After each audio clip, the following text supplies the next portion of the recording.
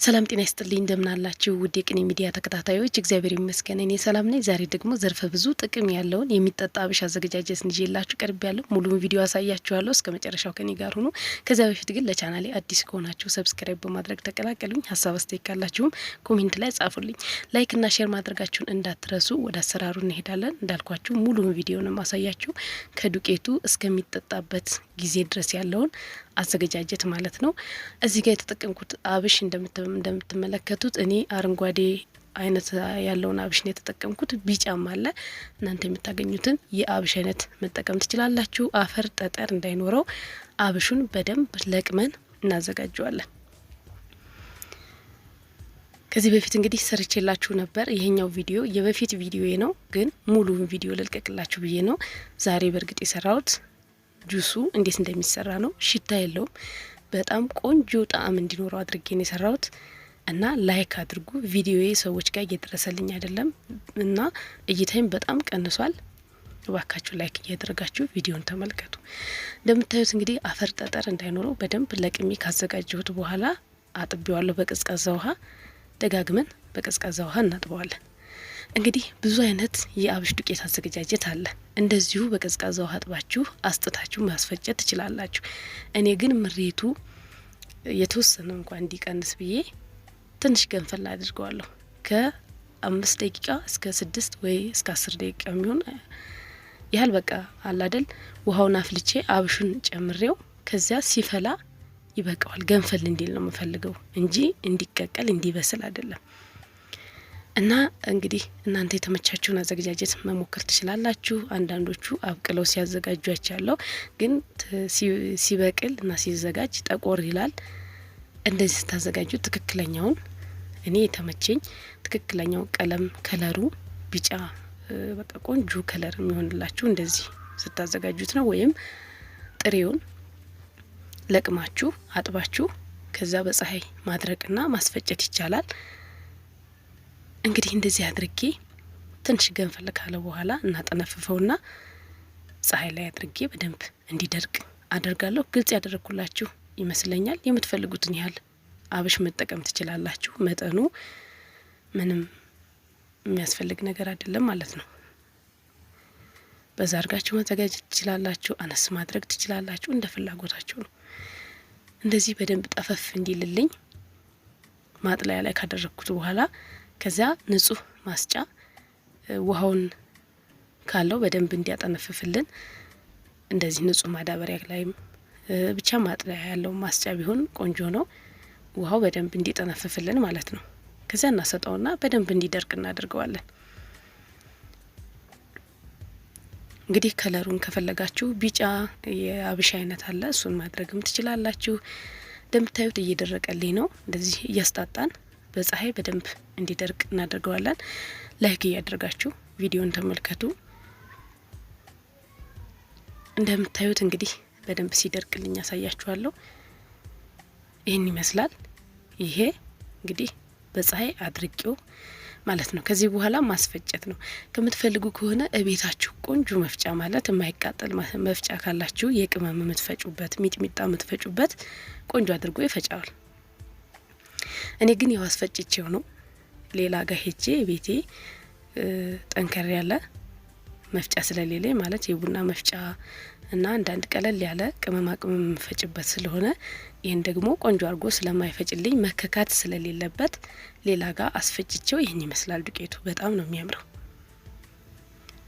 ከዛ በመቀጠል እንዴት ለመጠጣት ደግሞ እንዴት እንደሚዘጋጅ ላሳያችሁ። እዚህ ጋር ጎድጎድ ያለ እቃ እናዘጋጅና በርከት ያለ ውሃ እንጨምራለን። ቀዝቃዛ ውሃ በጣም ብዙ አይነት ጥቅም ነው ያለው። እንግዲህ እናንተ ጉግል ላይ ሰርች አድርጋችሁ የበለጠ በደንብ ግልጽ አድርጎ ይነግራችኋልና ጉግል ላይ ስለ አብሽ ጥቅም ማየትና መገንዘብ ትችላላችሁ። እኔ አሰራሩን አሳየኋችሁ። ቀዝቃዛ ውሃ በርከት አድርገን ካደረግን በኋላ በወንፊት እንደምታዩት ከላይ መነስነስ ነው። ምንም አንነካካም። ከላይ 2ም 3ም የሾርባ ማንኪያ አድርጋችሁ የምትፈልጉትን ያህል 1 የሻይ ማንኪያ 1 ብርጭቆ ከሆነ መጠጣት የምትፈልጉት ይህን እንግዲህ በባዶ ሆዳችሁ ጠዋት ጠዋት ብትጠጡት በጣም ብዙ አይነት ጥቅም ነው ያለው። ሽታ ደግሞ ለሽታው አብዛኞቻችን ሽታውን ነው የምንፈራው፣ አብሽ መጠጣት ሲባል ማለት ነው። ሽታውን ደግሞ እንዴት አድርገን እንደምንቀይረው አሳያችኋለሁ። እንደዚህ አድርጌ እንግዲህ እኔ ማታ ነው ያዘጋጀሁት። ሽፍን አድርጌ ለአንድ ሌሊት አሳድረዋለሁ። እንደዚህ ክዳን ባለው እቃ ሸፍነን እናሳድረዋለን። ጠዋት ምን እንደሚመስል አሳያችሁ። ከላይ ውሃው፣ ከስር አብሹ እንደዚህ ነው የሚሆነው። ከዚያ የዘፈዘፍንበትን ውሃ ከላይ ያለው ውሃ እናጠለዋለን። ቅራሪው ማለት ነው አያስፈልገንም።